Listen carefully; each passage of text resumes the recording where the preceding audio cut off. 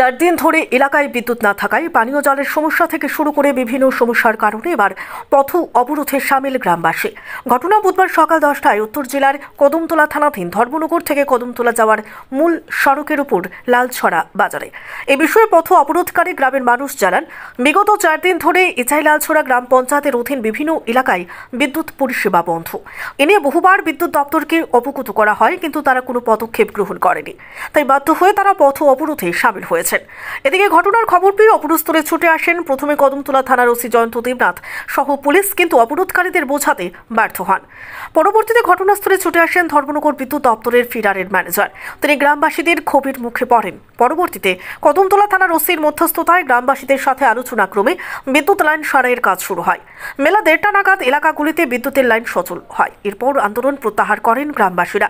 তবে এই আন্দোলনের ফলে রাস্তার দুপাশে শত শত যানবাহন আটকে পড়ায় জনদুর্ভোগ চরমে। কারেন্টের লাগে আমরা রাস্তা অবরোধ করছি।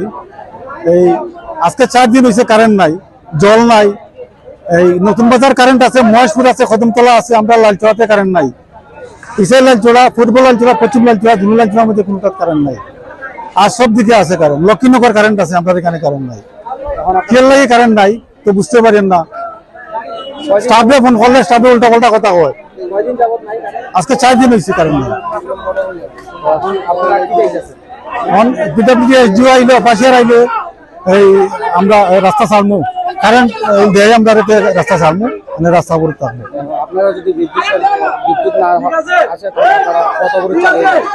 বিদ্যুৎ আইলে আমরা পথ অবরোধ চালিয়ে দিব। বিদ্যুৎ আসলে আমরা পথ অবরোধ চালিয়ে দিব।